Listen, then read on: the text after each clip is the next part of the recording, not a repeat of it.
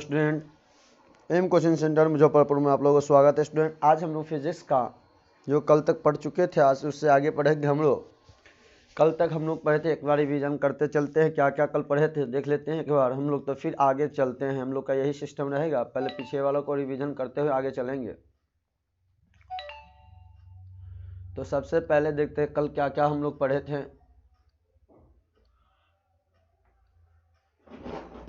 यहाँ से हम लोग पढ़ते प्रकाश का परावर्तन का नियम से।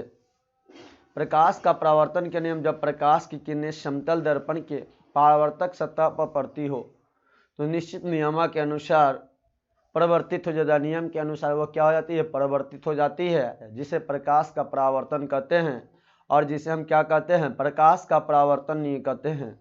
आपतित किरण वह किरण जो प्रकाश के दर्पण की सतह पर पड़ती है, प्रकाश के दर्पण की सतह पर पड़ती है तो उसे हम आपतित किरण कहलाती है। आपतन बिंदु, दर्पण की सतह पर वह बिंदु जहां आपतित किरण पड़ती है उसे आपतन बिंदु कहलाता है। और परावर्तित किरणें वह किरणें जो दर्पण के परावर्तक सतह से टकराकर वापस लौट जाती है उसे हम परावर्तित किरणें कहलाती है। अभिलंब वह सीधी रेखा है जो दर्पण के आपतन बिंदु पर लंब पड़ता है। किस पे? वह अभिलंब वह सीधा रेखा होता है जो दर्पण के आपतन बिंदु पर लंब पड़ता है, वह क्या कहलाती है, अभिलंब कहलाती है। आपतन कोण परावर्तन कोण के बराबर होता है। आपतित किरण किस पे पड़ रहा है, कोण आपको यहाँ पे आप कल बताया गया था फिगर को, इस सबको आपको लोगों को। तो यहाँ से हम चलते इससे प्रकाश के आपतित किरण, परावर्तित किरण तथा आपतन बिंदु पर डाला गया अभिलंब सभी एक ही तल में क्या होते हैं, समतल होते हैं। आपतन कोण परावर्तन कोण के बराबर होता है, एंगल आई बराबर एंगल आर होता है। इमेज की बात किया जाए, प्रतिबिंब हम लोग देख रहे थे, तो किसी बिंदु से आ रही प्रकाश की किरणें परावर्तन या अपवर्तन के बाद जिस बिंदु पर अभिसारी होती है या अपसारी होती हुई प्रतीत होती है उस बिंदु को हम क्या कहते हैं, वस्तु का प्रतिबिंब कहते हैं। प्रतिबिंब के प्रकार तो वास्तविक प्रतिबिंब होता है, आभासी प्रतिबिंब होता है या काल्पनिक। वास्तविक प्रतिबिंब जब किसी बिंदु वस्तु से आ रही प्रकाश की किरणें परावर्तन या अपवर्तन के बाद एक बिंदु पर अभिसारी होती है वह बिंदु उस वस्तु का क्या कहलाता है, वास्तविक प्रतिबिंब कहलाता है। अब इससे आगे देखिएगा काल्पनिक प्रतिबिंब, जब किसी बिंदु से वस्तु से आ रही प्रकाश की किरणें परावर्तन या अपवर्तन के बाद एक बिंदु से अपसारी होता हुआ प्रतीत होता तो वह बिंदु उस वस्तु का क्या कहलाती है, काल्पनिक प्रतिबिंब होता है। ये आप लोगों को कल पढ़ाया गया था आप लोगों को। इससे आगे आज हम लोग देखेंगे, इससे आगे जब चर्चा किया जाए तो हम लोग का एग्जाम में क्वेश्चन आता है, इस बात को ध्यान में रखिएगा कि वास्तविक तथा आभासी प्रतिबिंब में अंतर बद लिखे। ये आपके हम एग्जाम में हमेशा पूछा जाता है क्वेश्चन, वास्तविक एवं अवास्तविक प्रतिबिंब तथा वास्तविक प्रतिबिंब तथा आभासी प्रतिबिंब का अंतर लिखे। आभासी प्रतिबिंब में अंतर, तो देखिएगा प्रतिबिंब में अंतर किस तरह से अंतर होगा, इस दोनों में अंतर करना है। तो हम लोग इसको दो भाग में बांट देते हैं, पहले वास्तविक प्रतिबिंब और देखेंगे, फिर आभासी प्रतिबिंब देखेंगे। वास्तविक प्रतिबिंब देखिएगा, तो वास्तविक प्रतिबिंब की जब चर्चा किया जा रहा है तो आप लोग वास्तविक प्रतिबिंब, आभासी प्रतिबिंब, आभासी प्रतिबिंब, आभासी प्रतिबिंब, वास्तविक प्रतिबिंब, ये किरणें वास्तविक कटान से बनता है। इसका किरणें किस स्थान से बनता है, वास्तविक प्रतिबिंब में यह किरणें वास्तविक कटान से बनता है। यह किरणों के वास्तविक कटान से बनता है। किस कटान से, वास्तविक कटान से बनता है, कटान से बनता है। दूसरा याद रखिएगा, इसका देखिएगा, इसमें पहला ये किरणें काल्पनिक कटान से बनता है, सिर्फ वास्तविक आप याद कर लीजिए, ये किरणें वास्तविक कटान है, वास्तविक में तो वास्तविक कटान से बनेगा। ये किरणें किरणों, यह किरणों के काल्पनिक प्रतिबिंब कटान से बनता है, काल्पनिक कटान से बनता है, काल्पनिक कटान से बनता है, कटान से बनता है, काल्पनिक कटान से बनता है। दूसरा पॉइंट याद रखिएगा आप लोग, यह प्रतिबिंब हम वास्तविक प्रतिबिंब में यह प्रतिबिंब हमेशा क्या होता है, उल्टा होता है। वास्तविक प्रतिबिंब हमेशा क्या होता है, उल्टा होता है। वास्तविक यह प्रतिबिंब हमेशा उल्टा होता है। वास्तविक प्रतिबिंब हमेशा क्या होता है, उल्टा होता है। इस बात को याद रखिएगा। दूसरा अंतर ये हो जाएगा हम लोगों का। और दूसरा का आभासी प्रतिबिंब में अंतर क्या होगा, तो यह प्रतिबिंब हमेशा सीधा होता है। यह प्रतिबिंब हमेशा सीधा होता है, हमेशा सीधा होता है, सीधा होता है। तीसरा नियम को आप लोग ध्यान में रखिएगा, अंतर को, इस प्रतिबिंब को, वास्तविक प्रतिबिंब को पर्दे पे उतारा जा सकता है। इस प्रतिबिंब को पर्दे पे उतारा जा सकता है, को पर्दे पर उतारा जा सकता है। वास्तविक प्रतिबिंब को पर्दे पर उतारा जा सकता है, लेकिन काल्पनिक प्रतिबिंब को हम लोग, आभासी प्रतिबिंब को किस पे, आभासी प्रतिबिंब को हम लोग पर्दे पर नहीं उतार सकते हैं। इस प्रतिबिंब को लिखेंगे, इस प्रतिबिंब को पर्दे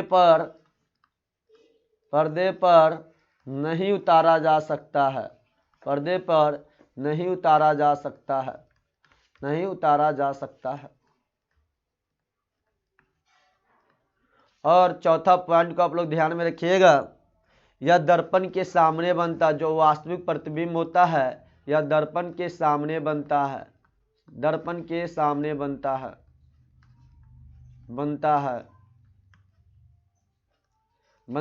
यह दर्पण के सामने नहीं बनता है, यह दर्पण के पीछे बनता है। कहाँ बनता है, यह दर्पण के पीछे बनता है, पीछे बनता है। तो इस तरह से आप लोग का वास्तविक तथा आभासी में प्रतिबिंब में अंतर था, और हमेशा एग्जाम में आपको पूछा जाता है, एक साल बैक करके या कभी कभी तो लगता रिपीट भी कर देता है क्वेश्चन। इस बात को ध्यान में रखिएगा आप लोग।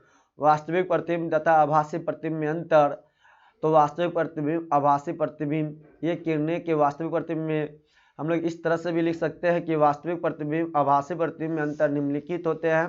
पहला, वास्तविक प्रतिबिंब किरणों के वास्तविक कटान से बनता है, परंतु आभासी प्रतिबिंब के काल्पनिक कटान से बनता है। दूसरा नंबर, यह प्रतिबिंब, वास्तविक प्रतिबिंब हमेशा सीधा उल्टा होता है, लेकिन यह परंतु करके यह प्रतिबिंब हम आभासी प्रतिबिंब हमेशा सीधा होता है। तीसरा पॉइंट को लिख सकते हैं हम लोग कि वास्तविक प्रतिबिंब को पर्दे पर उतारा जा सकता है, परंतु आभासी प्रतिबिंब को पर्दे पर नहीं उतारा जा सकता है। चौथा पॉइंट पर, वास्तविक प्रतिबिंब दर्पण के सामने बनता है, परंतु आभासी प्रतिबिंब दर्पण के पीछे बनता है। इस बात को आप लोग ध्यान में रखिएगा। अब लोग हम लोग नेक्स्ट पॉइंट पे चलते हैं। इसके बाद आभासी प्रतिबिंब के बाद अब देखिए एक चीज, समतल दर्पण द्वारा बने, समतल दर्पण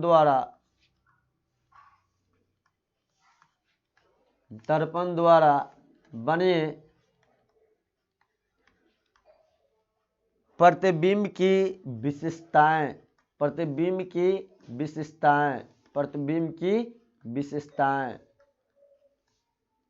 विशेषताएं। तो देखिए यहाँ पर प्रतिबिंब की विशेषताएं की चर्चा की जा रही है। समतल दर्पण द्वारा बने प्रतिबिंब की विशेषताएं, तो क्या विशेषताएं हैं, इस बात की चर्चा की जा रही है आप लोगों को। तो यह प्रतिबिंब, समतल दर्पण क्या होता है प्रतिबिंब, इसका पूछा जाए आप लोग का कि समतल दर्पण द्वारा बने प्रतिबिंब की विशेषताओं को लिखे, तो हम लोग लिख सकते हैं कि समतल दर्पण द्वारा बने प्रतिबिंब की विशेषताएं निम्नलिखित है। पहला लिखेंगे, यह प्रतिबिंब क्या होता है, काल्पनिक होता है। ये प्रतिबिंब क्या होता है, काल्पनिक होता है। प्रतिबिंब काल्पनिक होता है, काल्पनिक होता है, काल्पनिक होता है। इसे पर्दे पर उतारा नहीं जा सकता है, इसे पर्दे पर उतारा नहीं जा सकता है। पर्दे पर उतारा नहीं जा सकता है, उतारा नहीं जा सकता है। दूसरा बात को हम लोग ध्यान में रखेंगे, प्रतिबिंब हमेशा सीधा होता, प्रतिबिंब हमेशा सीधा होता है, प्रतिबिंब सीधा होता है इसका। समतल दर्पण का प्रतिबिंब क्या होता है? सीधा होता है। समतल दर्पण का प्रतिबिंब सीधा होता है। तीसरा पॉइंट को याद रखिए, वस्तु के समान आकार का होता है, वस्तु के समान आकार का होता है, वस्तु के समान आकार का होता है, आकार का होता है। चौथा पॉइंट को आप लोग ध्यान में रखिएगा, चौथा पॉइंट को, ये प्रतिबिंब के समतल दर्पण से, प्रतिबिंब के समतल दर्पण से, यहीं से आप लोग का ऑब्जेक्टिव बनता है। पूछा जाएगा कि समतल दर्पण का प्रतिबिंब कैसा होता है? सीधा। प्रतिबिंब वस्तु के समान कैसा, किस आकार का होता है? समान आकार का होता है वस्तु, या बराबर आकार का होता है। इस बात को ध्यान रखिएगा आप लोग। जितना है सारा ऑब्जेक्टिव इसी पॉइंट से ही बनता है, कहीं और से नहीं बनता है। यदि आप लोग अच्छी तरह से समझ गए तो आप लोग को ऑब्जेक्टिव याद नहीं करना होगा। प्रतिबिंब के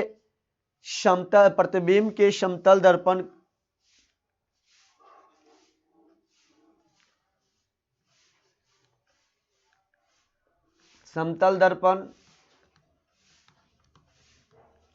दर्पण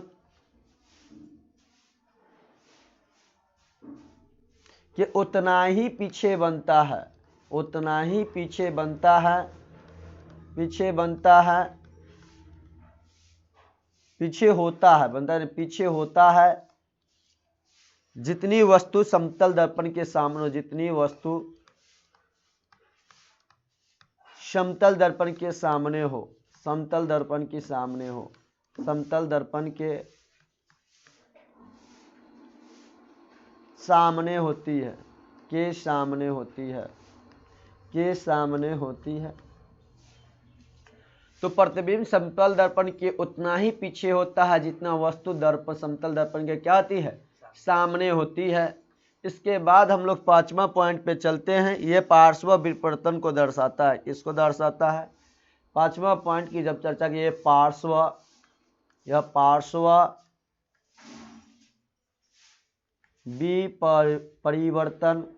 विपरिवर्तन को दर्शाता है, अब इसके बाद आप लोग देखिएगा, एक क्वेश्चन आप लोग को बताया जा रहा है, एक क्वेश्चन आपके एग्जाम में बनता है, पूछा जाता है। तो यदि आप क्वेश्चन को ध्यान से देखिएगा, आप लोग समझिएगा अभी क्वेश्चंस को, तो आपके एग्जाम में बहुत ही इंपॉर्टेंट मदद करेगा। नहीं तो उस समय आपको समझ नहीं आया कि क्या आंसर हम मारे नहीं मारे क्या। इसलिए धीरे धीरे आपका सिलेबस हार्ड होते चले जाएगा, धीरे धीरे जितना समय बीतेगा उतना ज़्यादा। इसलिए अभी प्रश्न हम न्यूमेरिकल के साथ चलते हैं। क्वेश्चन एक आप लोग देखिएगा, प्रश्न है न्यूमेरिकल क्वेश्चन, इस प्रश्न की बात किया जा रहा है। एक समतल दर्पण के सामने, एक समतल दर्पण के सामने, दर्पण के सामने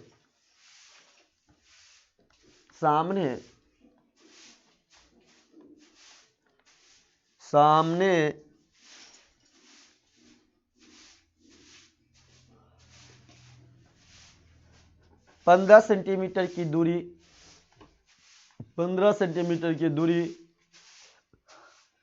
पर 15 सेंटीमीटर की दूरी पर 5 सेंटीमीटर ऊंची, 5 सेंटीमीटर ऊंची एक वस्तु रखी गई है, एक वस्तु रखी गई है, एक वस्तु रखी गई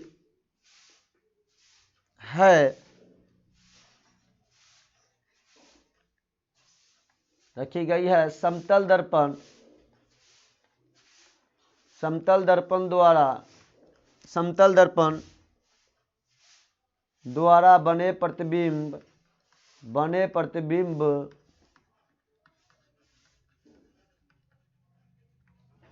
प्रतिबिंब की प्रकृति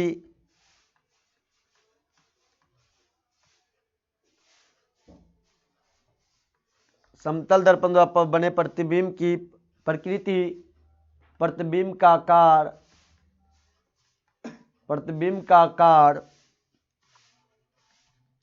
तथा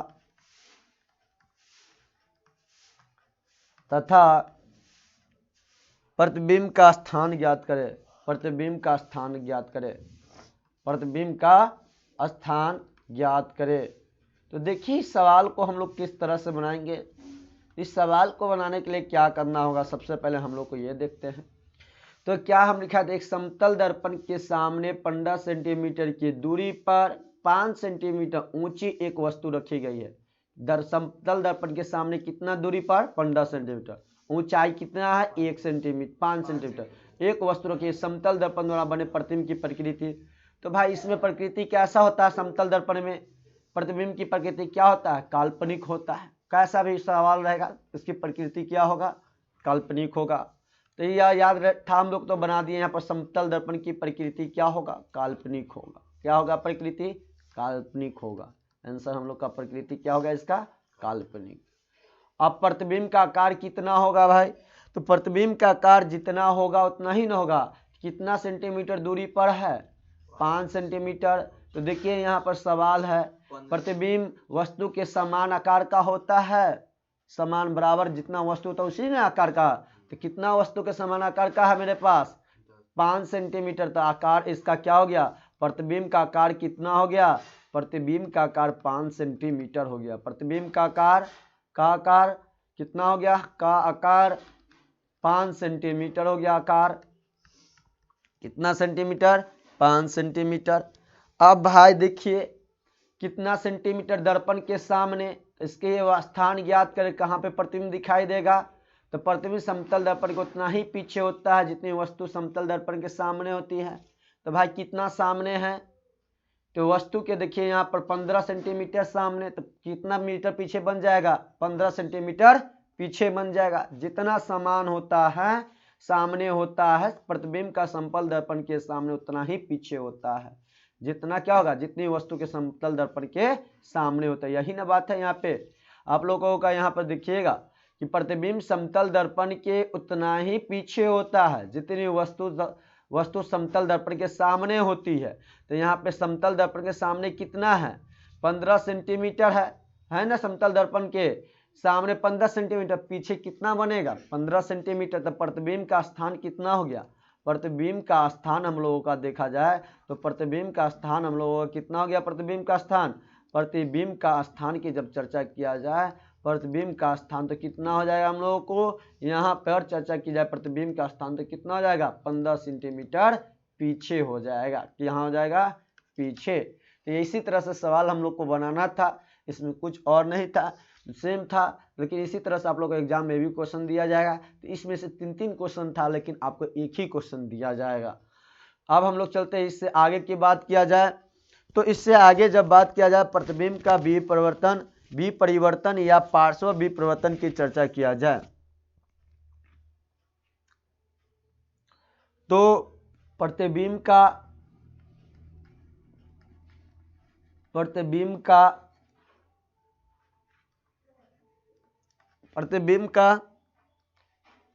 विपरिवर्तन के बारे में हम लोग देखते हैं। विपरिवर्तन के बारे में या प्रतिबिंब का विपरिवर्तन, या हम लोग देख सकते हैं क्या इसकी चर्चा किया जाता है, एवं प्रकाश का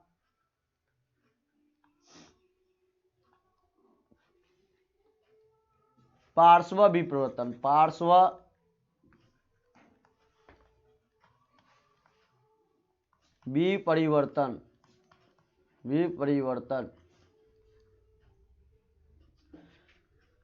प्रतिबिंब का विपरिवर्तन या पार्श्व का परिवर्तन। विपरिवर्तन वह घटना जिसके कारण किसी वस्तु का परिवर्तन क्षैतिज अक्ष के प्रति 180 डिग्री घूम जाता है।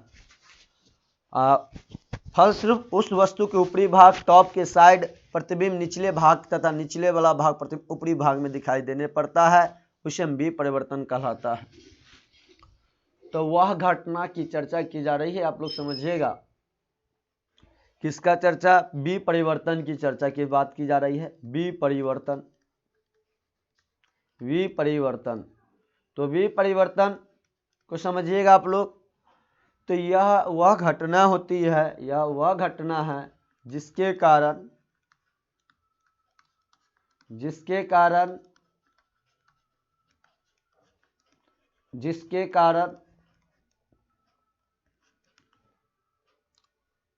वस्तु के ऊपरी जिसके कारण किसी वस्तु का प्रतिबिंब, कोई भी फोटो का, कोई भी वस्तु का इमेज क्या हो जाएगा? वस्तु का प्रतिबिंब, वस्तु का प्रतिबिंब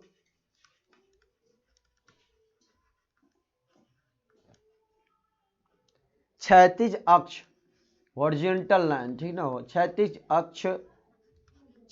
अक्ष के परित 180 डिग्री घूम जाता है। कितना डिग्री?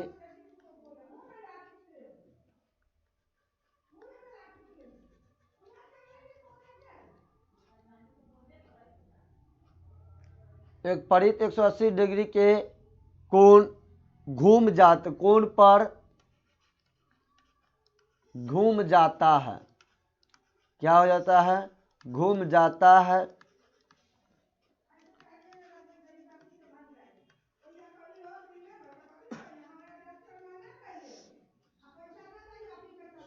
फलस्वरूप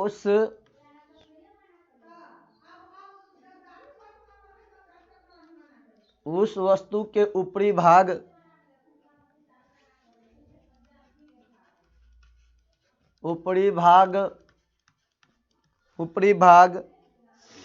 का प्रतिबिंब निचले भाग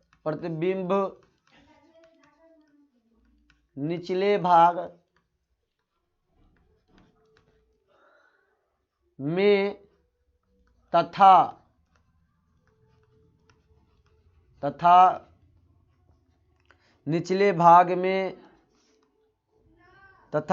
निचले भाग का प्रतिबिंब निचले भाग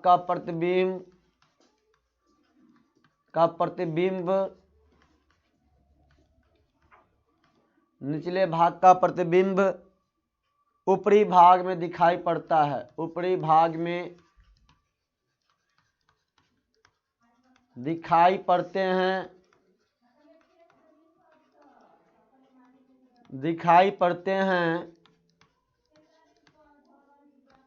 वे विपरिवर्तन कहलाता है। क्या कहलाता है? विपरिवर्तन कहलाता है। विपरिवर्तन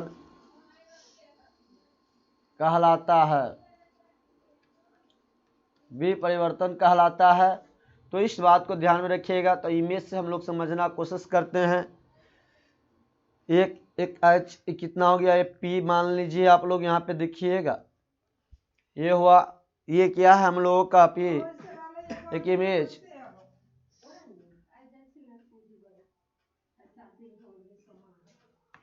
अब देखिए इसी को क्या कर दिया जाएगा? 36 डिग्री कितना है? 180 डिग्री पे है। कितने डिग्री पे आपको दिखाया जा रहा है? 180 डिग्री पे। क्षैतिज अक्ष कितने पे है? 180 डिग्री पे है। इसको टर्न या ऐसे करके पूरा घुमा दिया जाए, 180 डिग्री पे है। तो ये क्षैतिज अक्ष पे है। किस अक्ष पे है? क्षैतिज अक्ष पे है।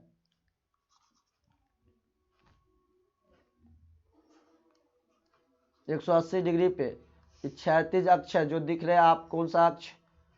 ये क्षैतिज अक्ष हो गया, क्षैतिज अक्ष। आप देखिएगा इसके बाद इसी को घुमाकर उल्टा कर दिया जाए यहाँ पे पूरा।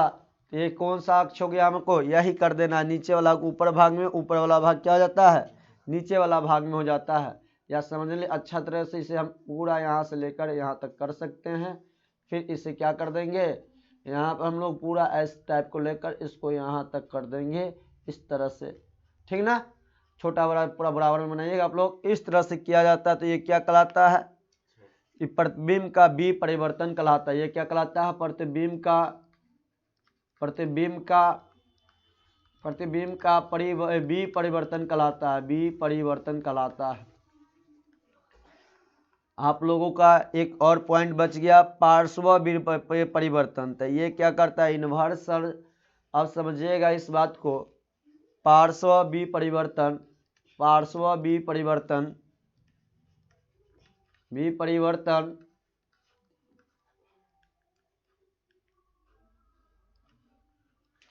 पार्श्व विपरिवर्तन के बारे में जब चर्चा किया जाए तो वह घटना जिसके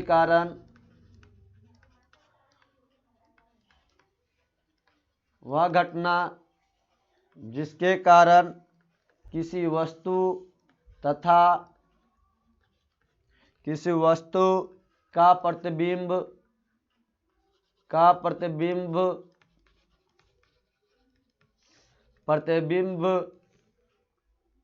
उद्गर्ग अक्ष के परित 180 डिग्री के कोण घूम जाते। टोटल कितना घुमा है भाई, देखिए 180 डिग्री घुमा है ना, इसी तरह से इसमें भी घुमा है। 180 डिग्री के परित नहीं, कोण घूम जाते हैं। 180 डिग्री के कोण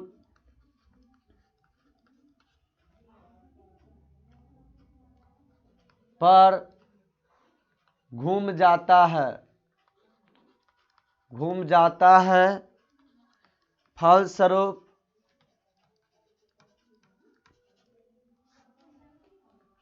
प्रतिबिंब का दायां भाग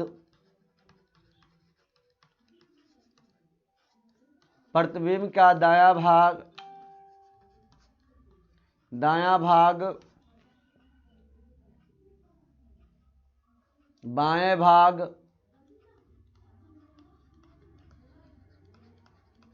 भाग का प्रतिबिंब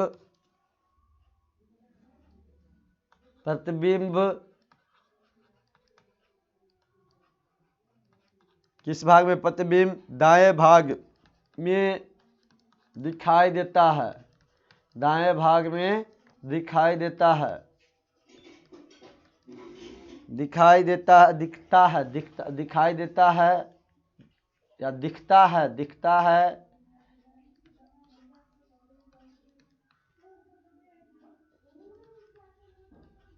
पार्श्व विपरिवर्तन कहलाता है। विपरिवर्तन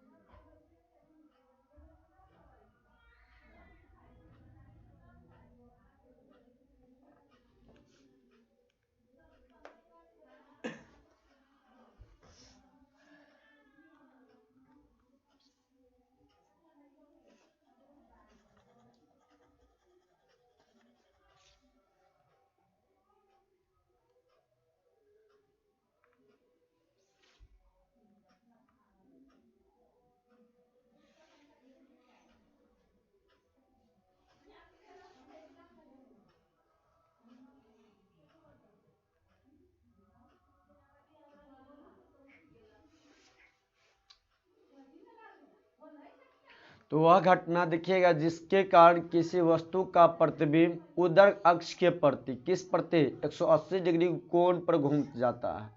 फलस्वरूप कहने की मतलब कि प्रतिबिंब को जो दायां भाग हो, किस बगल, बायां भाग, जो प्रतिबिंब के दाएं भाग में दिखता है किस भाग में, जो प्रतिबिंब का दायां भाग बाएं भाग को प्रतिबिंब दाएं भाग में दिखता है, उसे हम क्या कहते हैं, प्रकाश का विपरिवर्तन कहते हैं।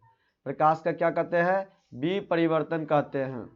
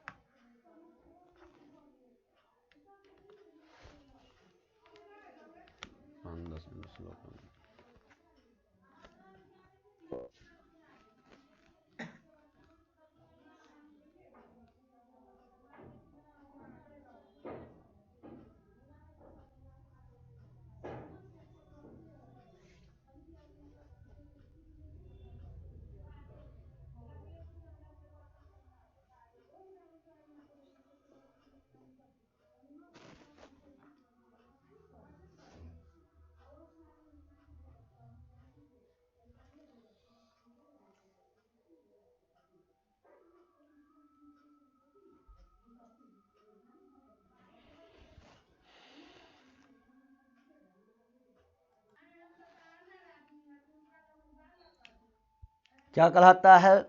पार्श्व विपरिवर्तन कहलाता है। पार्श्व विपरिवर्तन कहलाता है। विपरिवर्तन कहलाता है। तो देखिएगा किस भाग को कहाँ पे दिखाया जाएगा इसमें। उसी तरह से हम लोग बोले कि एक पी बनाएंगे यहाँ पे, फिर उसी तरह से कोई वस्तु है, एक वस्तु को यहाँ पे बनाया गया। इसी भाग को आपको क्या कर दिया, सीधे दायां भाग को कहाँ पे, बायां भाग में दिखाया। जो बायां क्या था, जो मेरा प्रथम भाग दायां भाग था, प्रतिबिंब का दायां भाग बाएं भाग में, जो बायां भाग था उसको कहाँ, दायां भाग को बायां भाग में, दायां भाग को किस भाग में, बायां भाग में हो गया। इस तरह से, और बाएं भाग का प्रतिबिंब किस में, दायां भाग का, एवं बाएं भाग का प्रतिबिंब दाएं भाग में। और किस भाग में, दाएं भाग वाला, बाएं वाला भाग वाला प्रतिबिंब किस भाग में दिखाएगा, दायां भाग में। तो यहाँ पे इस तरह से दिखाया। तो यहाँ पे, यहाँ से सीधा कटेगा 180 डिग्री का अक्ष यहाँ पे, फिर यहाँ पे क्या करेगा, 180 डिग्री का अक्ष कटेगा। इस बात को ध्यान रखिएगा आप लोग यहाँ पे। तो 180 डिग्री यहाँ पे, 180 डिग्री इधर टर्न कर रहा है, इस बात को ध्यान रखिएगा। तो ये हो गया 180 डिग्री। अब यहाँ पे इधर 180 डिग्री क्या हो जाएगा, यहाँ पे उद्गत अक्ष हो जाएगा आप लोगों को, इस बात को ध्यान रखिएगा। यहाँ पे 180 डिग्री उदर्ग अक्ष, इस तरह से आप लोगों का हुआ। तो आज तक आपने जो भी पढ़ा, यहाँ से आपका क्वेश्चन बन सकता है। क्या क्या, प्रकाश पुंज क्या है, आप लोग लिख सकते हैं। प्रकाश पुंज क्या है, पहला दिन पढ़ाया गया था। दूसरा क्वेश्चन आप लोग का, आत्मदीप्त पदार्थ एवं अदीप्त पदार्थ को परिभाषित करें, ये भी क्वेश्चन आप लोग से बन सकता है। अदीप्त पदार्थ और आत्मदीप्त पदार्थ लिख सकते हैं। तो आप लोग क्वेश्चन बना कर लाइएगा। क्वेश्चन नंबर 1 नोट कीजिएगा आप लोग, प्रकाश पुंज क्या है, प्रकाश पुंज क्या है। दूसरा क्वेश्चन आप लोग नोट कीजिएगा, आत्मदीप्त पदार्थ, आत्मदीप्त पदार्थ याद हो जाना चाहिए। ये सब बात आपको अब बहुत में पढ़ा दिया गया है। आत्मदीप्त पदार्थ, अदीप्त पदार्थ क्या है, अदीप्त पदार्थ को परिभाषित करे, पदार्थ को परिभाषित करे, को परिभाषित करे। तीसरा बात को आप लोग क्वेश्चन देखिएगा, क्वेश्चन क्या है, प्रकाश का परावर्तन क्या है। खुश रहिएगा ध्यान से। प्रकाश का परावर्तन क्या है लिख सकते हैं आप लोग। प्रकाश का परावर्तन क्या है लिखाया गया था, प्रकाश का परावर्तन डैश करके वही लिख दीजिएगा, आप लोग का आंसर हो जाएगा क्या है। चौथा क्वेश्चन आप लोग देखिएगा, चौथा क्वेश्चन आपका क्या बन रहा है, समतल दर्पण द्वारा बना प्रतिबिंब की दो विशेषता को लिखे। आज ही आप लोग को पढ़ाया गया है।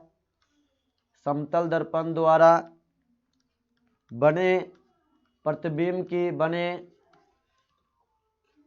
प्रतिबिंब की विशेषता को लिखे, प्रतिबिंब